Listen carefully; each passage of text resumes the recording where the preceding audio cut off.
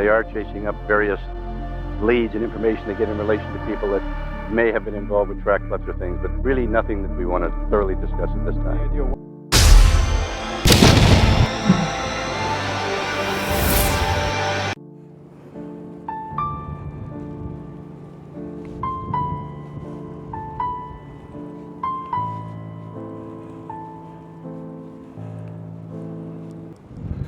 Hey everyone, how are you today? Good morning, or well, I guess good afternoon, good evening, depends on when you're watching this. I am in Toronto, Canada today to talk about a true crime vlog that has absolutely haunted me. We are in David Balfour Park, and a portion of this park was dedicated to Alison Parrott. She's an 11-year-old girl who was born September 28, 1974. She lived right over here, and that's where all the tragic events started. Now, she was a member of the Longboat Track Club, and she had qualified for a very prestigious meet in New Jersey, representing her club, representing her country. Events really start in June 1986. Now, a man is fixated on her. He's calling all the Parrotts in the phone book looking for Alison. He gets through to another Parrott, Maurice, who has a daughter, Alison. And he says, "Is your daughter there? Is she a member of the Longboat Track Club?" And Maurice says, "No, she's not a runner." So at this point, the caller knows it's not the right Alison. Now, it brings us to when he gets actually through to the Alison Parrott we're speaking about today. It's about a week and a half before the tragic day. He gets through and he leaves a message that he's a photographer. He's taking photos and doing an article on her team for a track and field magazine. So on the actual day, Alison's not shocked that this call comes through because she had got a message that there was a photographer who was going to do a story on them. But let's go over because she lives right over here and I'll tell you more about it. See, we're in the beautiful Rose Hill area of Toronto. And the day actually starts right over here.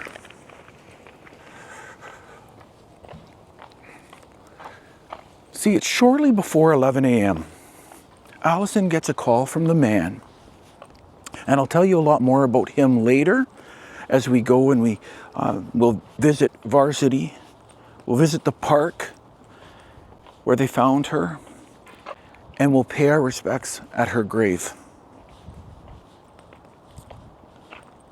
But as I'd mentioned, it's a little before 11 a.m.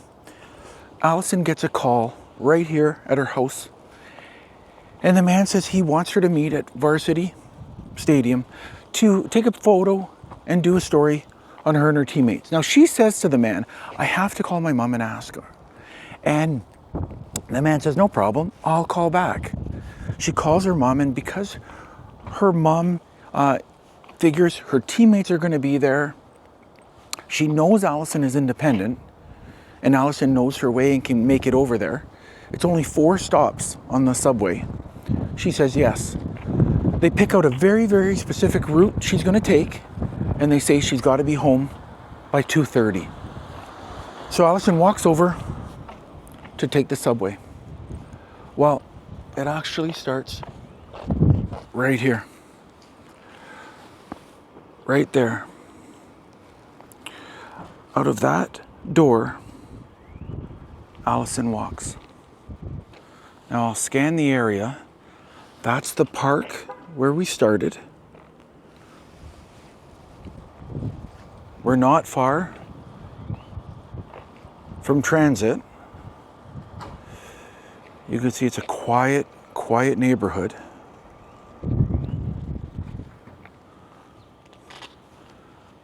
Now I have to tell you, finding this house was incredibly difficult.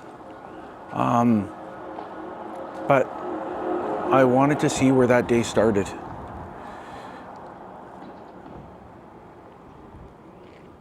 And that's it right there.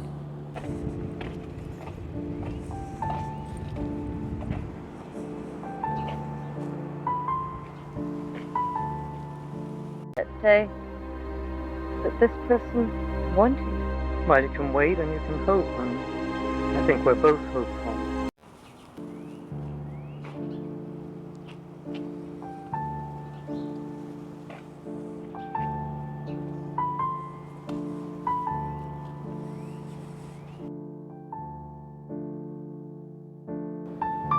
But that's it in this beautiful little area.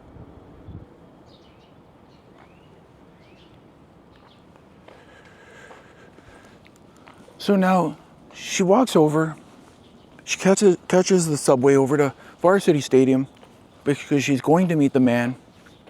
We're going to head over there and talk a little bit more about the story. Let's go.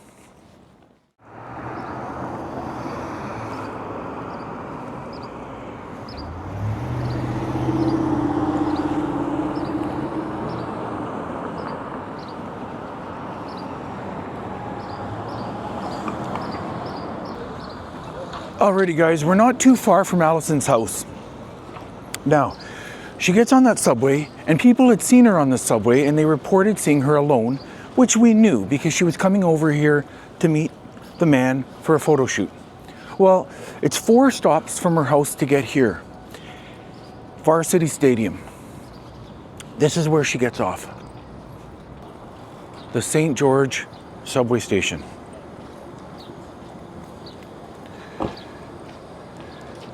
Now, something really crucial happens here when she gets off. It's 11:28 a.m. when the last known photo of Alison is taken. It's taken from a surveillance camera at a bank that's right here. Now, a lot of this area has changed, so not everything is in the same place, and there's been a lot of construction since, but she gets off here and she walks down to meet the man. Now, there's a bank right here at this corner, but like I said, at the time, things were situated quite differently. Now, she walks down here. Now, what do you see on that surveillance camera? You don't see her face. You see her shorts and her outfit, and they know it's Alison. It's 11:28 a.m.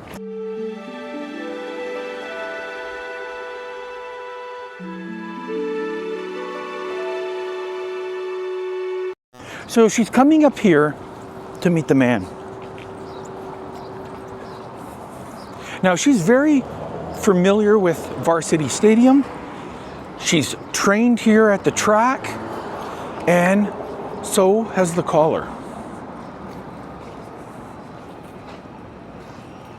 Now, when they're training, does he strike up a conversation with her? Is she comfortable talking to him because she feels like she knows him or because she's met him before? It's right here.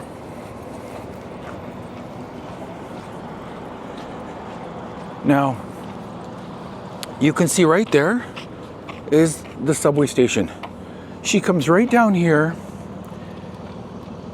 and she's picked up on that surveillance camera. This is the track right here. This is where Alison trained. He comes here, does he tell her that the photo shoot is moved? They end up over at a park, and that's where they find little Alison's remains. It's absolutely heartbreaking, but it happens here.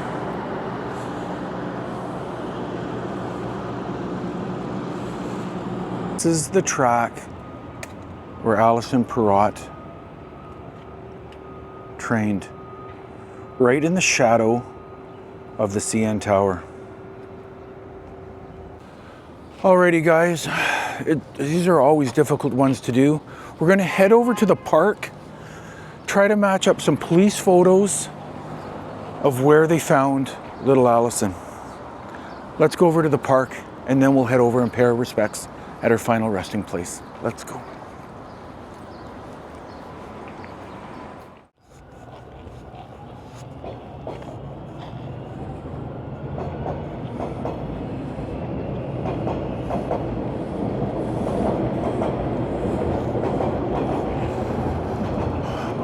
Alrighty guys, I don't know if you can hear how loud that is, but we are at Kings Mill Park, and this is where they found the remains of Alison Parrott.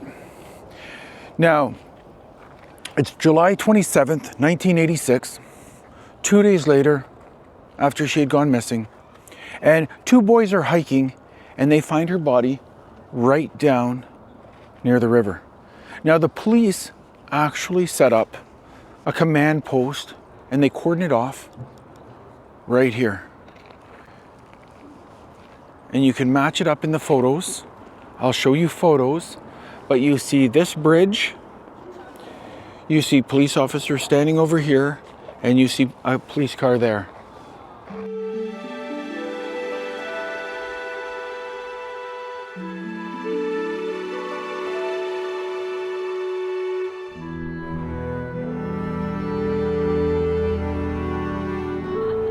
But right here is the area. Now you might ask why this area, or you may not, but I'll tell you. There are running trails down here.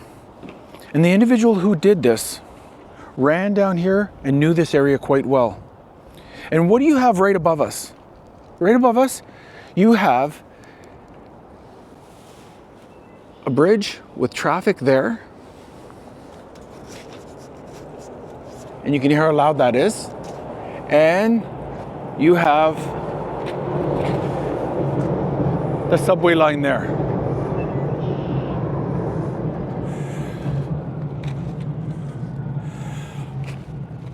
So it's pretty isolated down here. And with all the noise from the subway and the traffic, you wouldn't hear too much going on down here. You probably wouldn't even hear someone scream down here because there's so much external noise from all the other areas. But it's right down here, and I'll tell you a little bit about the guy. We're just going to walk down here.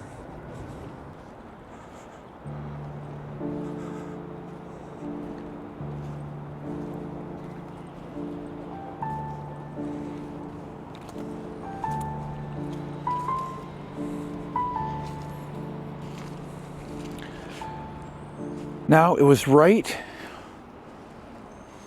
in these trails, in these woods, right by the water, where little Alison Parrott was found. She was bound, tortured. I can't even get into all the details because they're so horrific.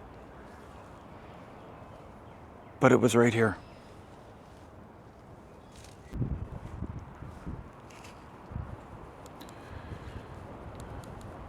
Now let's talk about Francis Carl Roy, the person who did this. He wasn't caught for 10 years. Now he was initially questioned because he was a photographer and a runner, and he had trained at Varsity Stadium. Now he wasn't arrested, and he had moved to Vancouver in 1988. Now, in 1989, a man tells the Vancouver police that they might want to look at him for a series of assaults and murders of street workers out there. Now, he's not arrested for any of that, but the police remember what they're told. And they put it into a database. Toronto police see that. They're working on the case. They start trailing him. They get a cigarette with his DNA, and the DNA matches what's found on Alison. Now, on April 13th, 1999, he's convicted of murder. He gets life imprisonment, no possibility of parole for 25 years. But his defense is unreal. He says that he was training here, running. He comes across her bound body and he has to urinate.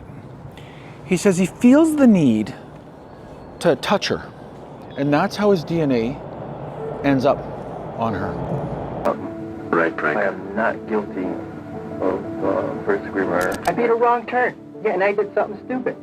Yeah, and you saw something. Right? I may have saw something and did something. Now, last I had read, it was in 2022, he wasn't, you can hear how loud this is, right? That's because you don't hear anything down here. Now, last I'd read, it was 2022, and he was denied parole, but it's right here.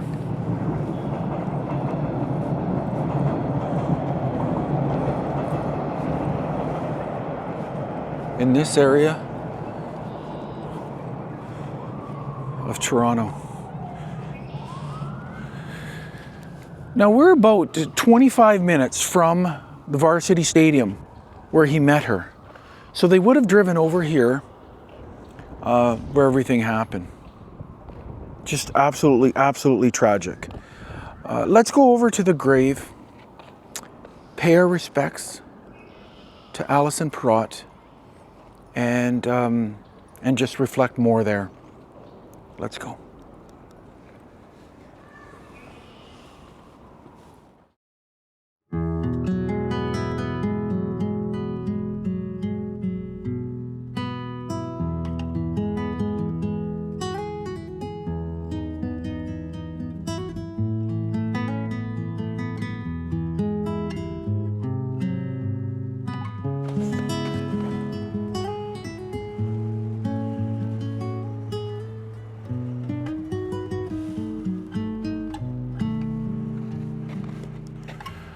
Alrighty guys, we went to her house, Varsity Stadium. You heard a little bit about the man who did it.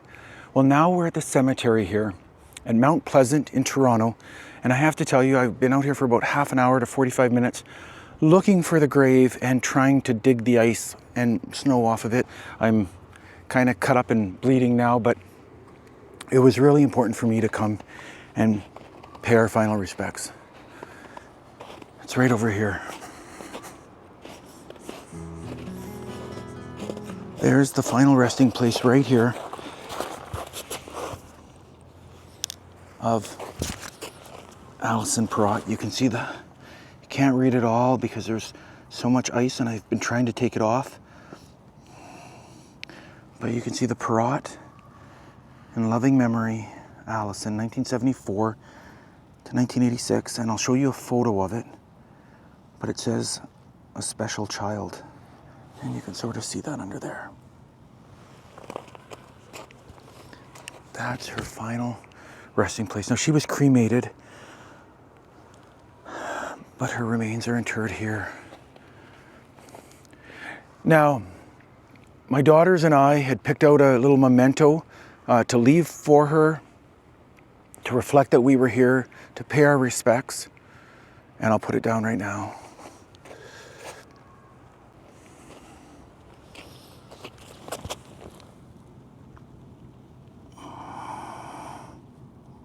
There for Alison Parrott, and hopefully I've cleared enough of the snow and ice that this melts in the sunlight today. But there's an angel for Alison Parrott. It's just so heartbreaking. Now, true crime vlogs and telling the story of these victims is always so heartbreaking. It takes a lot out of you. I'm really glad that you guys came along with me today to remember Alison Parrott, talk about what happened. It's just such a tragic event. She's gone way too soon. But we're gonna go on more adventures. I always like to say life is like a book, and I want to read it with you. Until our next adventure, it's your friend Chris. Peace.